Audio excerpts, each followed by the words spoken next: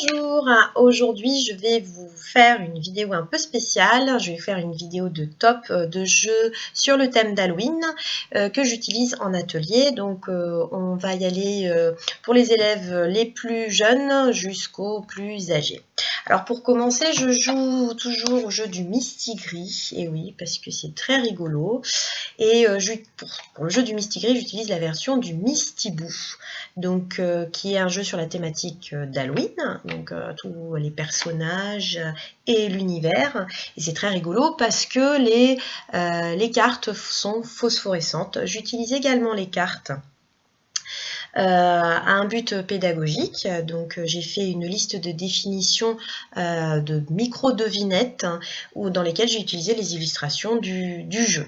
Donc voilà, le jeu du Mistigris pour les grandes sections ACP.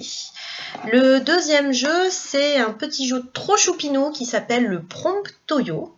Donc c'est à la fois un jeu c'est un jeu qui se joue avec un plateau. Vous allez voir, le plateau il est tout petit et le principe est simple. On incarne des petites grenouilles qui malheureusement sont prédestinées à aller dans la marmite des sorcières et doivent frayer leur chemin pour arriver jusqu'au puits. Pour cela, il faut trouver la bonne sorcière, donc avec le bon chapeau, la bonne couleur d'écharpe, de cheveux, si elle a des lunettes ou pas. Donc c'est un jeu de rapidité, d'observation et de différenciation. Donc c'est très choupinou et très mignon. Donc c'est pour des parties de 15 minutes. Comme le plateau est petit, c'est facilement faisable à la fin d'une séance. Ensuite, il y a l'escalier hanté que je joue aussi. Donc c'est le principe du jeu de memory, pareil avec un plateau, parce que j'aime beaucoup jouer avec des plateaux. Parce que ça permet aux enfants de bien compter 0, 1, 2, 3, parce qu'il y en a plein qui ne savent pas le faire, surtout pour ceux qui ne sont pas stimulés aux jeux de société. Et donc c'est un jeu de memory qui se fait d'une manière différente. Il va falloir se souvenir de la couleur de son fantôme. Donc c'est le premier fantôme qui arrive, qui a gagné la partie, et ça révèle quelques surprises, parce que la couleur se trouve en dessous des pions, et quelquefois ça bug et on ne se souvient plus de sa couleur. Donc c'est très bien. Bon, alors malheureusement ça se joue pas à plus de 4 joueurs, mais comme dans les ateliers coup de pouce, par intervenant on a 4 enfants, donc c'est tout à fait faisable. Ensuite, je passe à un jeu que je joue beaucoup avec les CP, et c'est le Skeletos. Et oui, donc un jeu de Djeko, avec pour illustration les calaveras de los Días de los Muertos, du Halloween mexicain. Et ça se joue à partir de 7 ans, mais j'y joue avec les CP. Donc le but, c'est de créer, comme on peut, une suite croissante de 1 à 12. Donc c'est un jeu de calcul de points. Donc si les chiffres se suivent, ça compte un point.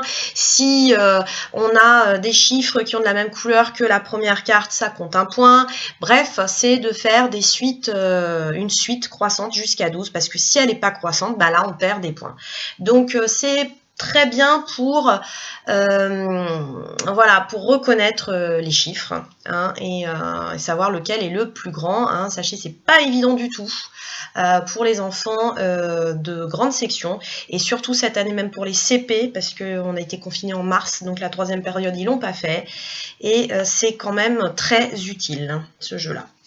Ensuite je passe à un jeu évidemment qui a été décliné sous beaucoup de formes, donc sous la forme junior, et il y a 2 versions.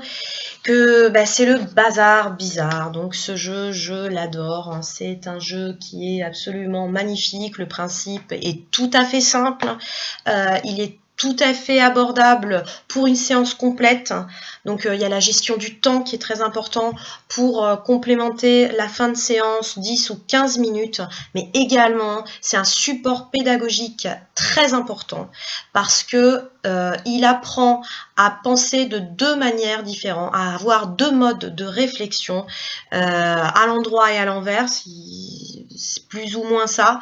Donc c'est très utile par exemple pour les enfants qui sont en train d'apprendre en CP les additions, la maison du 10.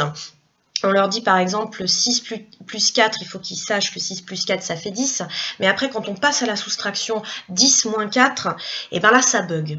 Donc, ils ont toujours énormément de difficultés. Eh bien, le bazar bizarre, c'est un peu pareil. Il faut s'adapter à un mode de réflexion très pertinent. Et ça, comme je dis aux enfants, eh ben, ça fait travailler les méninges. C'est comme si vous faisiez faire du sport à votre cerveau. Donc, j'aimerais vraiment faire une vidéo sur ce jeu en termes d'exploitation pédagogique parce que c'est une petite perle. Et ensuite, pour finir, je vais présenter les 2 derniers jeux ensemble parce que c'est des frères jumeaux, comme qui dirait. C'est les loups-garous de Terre-Saulieu et loup-garou pour une nuit. Donc la différence, j'aimerais bien un jour avoir le temps de présenter une vidéo, mais je n'ai pas le temps, voilà, parce que je ne suis pas gamer, je suis professeur qui adore jouer, donc c'est pour ça. Donc j'espère un jour avoir le temps pour bien présenter les deux. Bon, concrètement, tout le monde connaît le principe du jeu des loups-garous, il y a une équipe, c'est les loups-garous, l'autre équipe, c'est les villageois, et il faut démasquer, et ça se divise en termes de nuit et en termes de jour dans lequel les villageois vont décider quel joueur ils vont éliminer. Bref. On revient pas sur les règles. L'avantage du loup-garou pour une nuit, c'est que les parties sont beaucoup plus courtes. Il y a moins de personnages et que le maître du jeu peut jouer et qu'il n'y a pas ce côté j'ai été éliminé tout de suite et je suis assez frustrée. Contrairement au loup-garou des Terre-Saulieu où on peut se faire éliminer tout de suite et jusqu'à la fin de la partie, on ne joue plus. Alors, les loups-garous de Terre-Saulieu, on peut jouer à plus de 10 joueurs, hein, ça va jusqu'à 13, et c'est tout à fait faisable. En fin d'année, par exemple, quand les profs se retrouvent avec la moitié des effectifs parce qu'ils sont partis en vacances et ne savent pas quoi faire, et ben ça, c'est une petite perle pour les fins d'année. Ça permet de discuter, de stratégiser, d'argumenter, et il y a un côté quand même assez fun, surtout si on met l'ambiance du loup-garou. Moi, à chaque fois que je joue, je mets toujours la musique, pas une musique, mais des bruitages de loup-garou que je trouve sur YouTube. Donc ça, c'est vraiment 2 jeux très intéressants qui sont facilement exploitables, surtout avec les distanciations sociales, particulièrement au loup-garou, parce que le matériel est simple, c'est que une carte d'identité et l'élève peut rester à sa place. Alors moi, je l'ai fait passer devant, disons que l'argumentation, je procède par un vote au lieu que ce soit un peu le fouillis où normalement dans les loups-garous, tout le monde se met à parler en même temps, faire passer l'élève devant la classe et dire moi je pense que c'est lui parce que X, Y, Z et voilà. Donc bon. C'est tout à fait faisable. Donc voilà, c'était le top des jeux d'Halloween. Donc j'espère que ça a été clair. Je vais essayer de faire des vidéos spécifiques à chaque jeu et je vous dis à bientôt.